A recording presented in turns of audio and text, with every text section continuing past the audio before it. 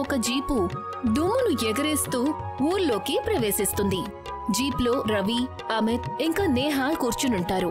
ఊర్లో పాత ఇల్లు, మట్టి రోడ్లు ఇంకా పచ్చదనం వాళ్ల ముందు కనిపిస్తూ ఉంటాయి. జీప్ ఆగుతుంది. ఎదురుగా మంగళీ పిన్ని నిలబడి ఉంటుంది. ఆవిడ మొహంలో సంతోషం కనిపిస్తుంది. అరే, మీరందరూ ఇక్కడ? పట్నం వాళ్లకి పల్లెటూరులో పనేం పడింది? పిన్నిగారు, నేనిక్కడ భూమిని కొని ఫ్యాక్టరీ పెట్టాలని అనుకుంటున్నాను. నేనేమో రీసెర్చ్ కోసం వచ్చాను.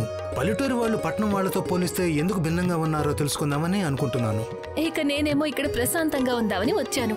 నేహ ఆలోచన అయితే నాకు చాలా బాగా నచ్చింది. వాళ్లందరూ మంగళీ పిన్ని ఇంటికి వెళ్తారు. కాసేపటి తరువాత ఒక అమ్మాయి పరిగెత్తుకుంటూ వస్తుంది.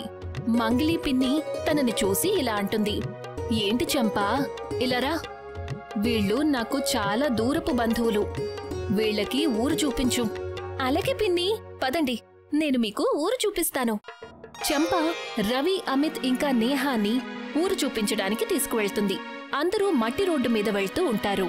అన్ని వైపులా పచ్చదనం, పశువులు, మట్టితో తయారు చేసిన ఇల్లు. నేహ నడుస్తూ నడుస్తూ ఉన్నట్టుండి ఆగిపోతుంది.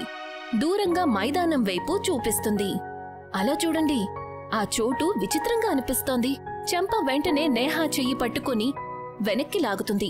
అక్కడికి వెళ్ళకండి, అది గుడ్డివాళ్ల ధాబా. ఏంటి? ధాబా గురించైతే విన్నాను, కానీ గుడ్డివాళ్ల ధాబా అదేంటి? కానీ మాకు అక్కడ ఏ ధాబా కనిపించడం లేదే. ఈ ఊర్లో ఎవరూ దాని గురించి మాట్లాడరు. మనమిక్కడి నుంచి వెళ్ళిపోవడం మంచిది.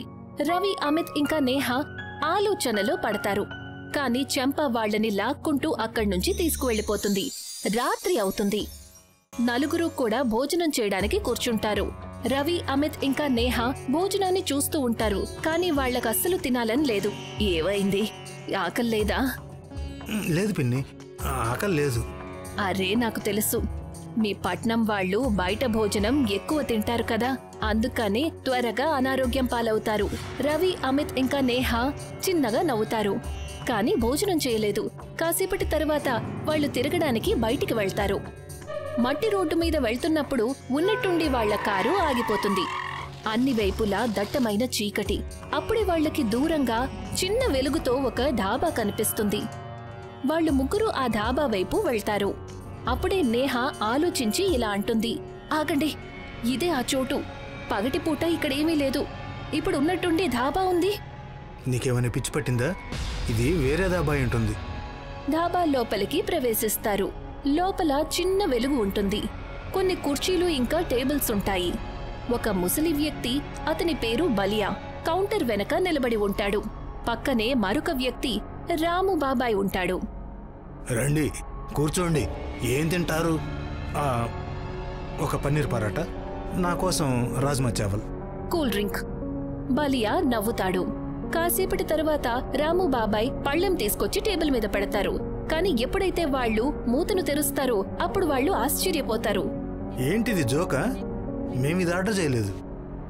రవి ప్లేట్లో కిచిడి, అమిత్ కి రొట్టెలు, పప్పు, నేహాకి వేడి పాలు ఉంటాయి. బలియా చిన్న చిరునవ్వుతో ఇలా అంటాడు, మా ధాబాలో ఎవరైనా కోరుకున్నదే అస్సలు తినలేరు. వాళ్ళకి నిజానికి ఏదైతే అవసరమవుతుందో అది మాత్రమే తింటారు. రవి కోపంగా కుర్చీని వెనక్కి లాగుతాడు. ఆ తర్వాత లేచే ప్రయత్నం చేస్తాడు. కాని ఉన్నట్టుండి తనకి కళ్ళు తిరుగుతాయి. తన కళ్ళు కాస్త మసకబారతాయి. ఉన్నట్టుండి తనకి చిన్నప్పటి దృశ్యం కనిపిస్తుంది. కిచిడీ తిను బాబూ, నీకు త్వరగా నయమవ్వాలి కదా. ఆ కల పూర్తవుతుంది. రవి కళ్లల్లో కన్నీళ్లు వస్తాయి. మరొకవైపు అమిత్ కళ్ళు కూడా మూసుకుంటాయి. తనకి కూడా తన పాత జ్ఞాపకాలు కనిపిస్తాయి. బాబూ, ఇదే మన దగ్గరుంది, దీనిని తిను, కడుపు నిండుతుంది. తను కళ్ళు తెరుస్తాడు. అమిత్ కూడా భావోద్వేగానికి గురవుతాడు. నేహ కళ్లల్లో కూడా పాత జ్ఞాపకాలు మెదులుతాయి. తనకి వాళ్ల నానమ్మ కనిపిస్తుంది. భయమేస్తే వేడి పాలు తాగు తల్లి, భయం దూరమవుతుంది. నేహ నెమ్మదిగా గ్లాస్ తీసుకుని పాలవైపు చూస్తుంది. వాళ్లు ముగ్గురు భావోద్వేగానికి గురయ్యి డాబా నుంచి బయటికి వచ్చేస్తారు. అప్పుడే అక్కడికి మంగ్లీకాకి వాళ్లని వెతుక్కుంటూ వస్తుంది. మీరందరూ ఇక్కడున్నారా? మంగ్లీ మొహంలో ఒక విచిత్రమైన భావం కనిపిస్తుంది. తనకి ముందే అంతా తెలుసు అన్నట్టు. ఆవిడ నెమ్మదిగా, ఇప్పటికైనా అర్థమైంది కదా దాన్ని గుడ్డివాళ్ల ధాబా అని ఎందుకంటారో. కాని ఆ ధాబాలో ఎవరు గుడ్డివాళ్లు లేరే. మంగలి పిన్ని నవ్వుతుంది. ఆవిడ నవ్వులో ఒక రహస్యం దాగి ఉంటుంది. ఆవిడ అటూ ఇటూ చూసి ఇలా అంటుంది, జీవితంలోని అసలు నిజాన్ని తెలుసుకోలేని వాళ్లే గుడ్డివాళ్లవుతారు. ఎవరైతే తమ గతం నుంచి దూరంగా పారిపోతారో వాళ్లకి మాత్రమే ఈ ధాబా కనిపిస్తుంది. అప్పుడే ఉన్నట్టుండి చల్లగాలి వేస్తుంది.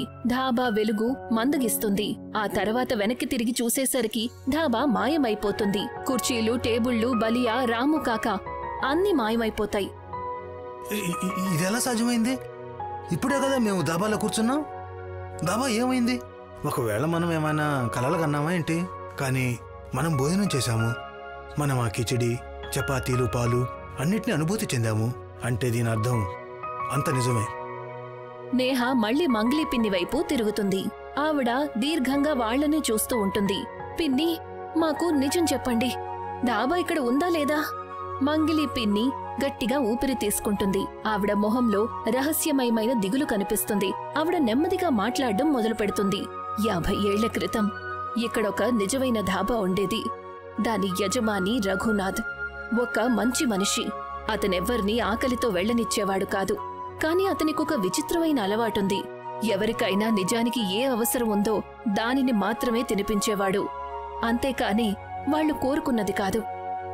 రఘునాథ్ ఢాబా ఒక చిన్న గ్రామంలో ఉండేది. చుట్టుపక్కల ఎంతో మంది రైతులు, కూలివాళ్లు భోజనం చేస్తూ ఉంటారు. రఘునాథ్ ఎంతో ప్రేమగా అందరికీ వడ్డిస్తూ ఉండేవాడు. అప్పుడే గుర్రపు బండి శబ్దం వినిపిస్తుంది. 2 సేటులు తమ మెరిసిపోతున్న బట్టలు, పెద్ద పెద్ద మీసాలతో లోపలికి వెళ్తారు. ఇదిగో ధాబా యజమాని, మాకు ఆకలిగా ఉంది, మా కోసం మంచి వంటలు చేసి పెట్టు. మేము రుచిని ఆస్వాదించి వేళ్లు చప్పరించేలాగా ఏమైనా చేసి పెట్టు మాకు అన్నట్టు మిఠాయి కూడా తప్పనిసరి. రఘునాథ్ తలదించుకుని అలాగే అంటాడు. కాసేపటి తర్వాత పళ్లెంలో మామూలు కిచిడి, చపాతీలు అలాగే నీళ్లు తెచ్చి ఇస్తాడు. సేటులిద్దరూ పళ్లెం వైపు చూడగానే కోపగించుకుంటారు. చా, ఏంటిదంతా? మేము మిమ్మల్ని రుచికరమైన భోజనం అడిగాం, నువ్వు మాకు పేదవాళ్లకు పెట్టే భోజనం పెట్టావు. బహుశా నీ దాబాలో పనిచేసే వాళ్ళందరూ గుడ్డివాళ్ళు అనుకుంటా. మేమేదో అడిగితే నువ్వింకేదో తీసుకొచ్చిచ్చావు. అయ్యగారు, ఆకలి అందరికీ ఒకేలా ఉంటుంది. మరి భోజనంలో తేడా ఎందుకు? మనిషి ఆకలిని తీర్చుకోవాలి, ఆ తర్వాతే రుచి. ఏం మాట్లాడుతున్నావు నువ్వు మాకు చెప్తున్నావా మేమేం తినాలి అని? గుడ్డివాణ్ణి నేను కాదు, మీరు గుడ్డివాళ్ళు.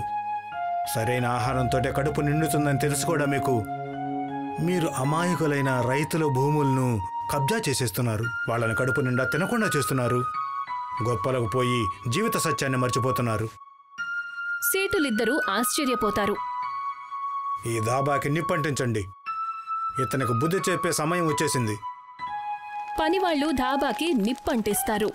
రఘునాథ్ మొహంలో ఏమాత్రం భయం లేదు. అతను కాలిపోతున్న ధాబాని చూస్తాడు. కాని తన కళ్లల్లో కన్నీళ్లు రాలేదు. సేటు మనుషులు రఘునాథ్ని పట్టుకుని ఏమాత్రం జాలి లేకుండా కొడతారు. అతను ప్రాణాపాయ స్థితికి చేరుకుంటాడు. కాని చనిపోయే ముందు అతని గొంతు భయంకరంగా మారుతుంది.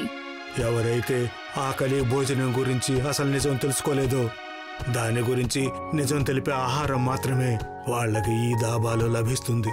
అయితే అందుకే మాకు ఈ దాబాలో మా జీవితంలో ఏదైతే అసంపూర్ణంగా ఉండిపోయిందో అదే దొరికింది. అయితే ఇక ఈ ధాబా మాకు మళ్ళీ కనిపించదా? ఎవరైతే నిజాన్ని చూస్తారో వాళ్లకి గుడ్డివాళ్ల ధాబా మళ్ళీ కనిపించదు. మరుసటి రోజు వాళ్లు పట్నానికి తిరిగి వెళ్తారు. కాని వాళ్ల మనసులో ఎప్పుడూ కూడా ఒక ప్రశ్న మిగిలిపోయి ఉంటుంది. అసలు వాళ్ళేదైతే చూశారో అదేంటి? బహుశా గుడ్డివాళ్ల ధాబా రహస్యం ఎప్పటికీ రహస్యంగానే ఉండిపోయిందేమో.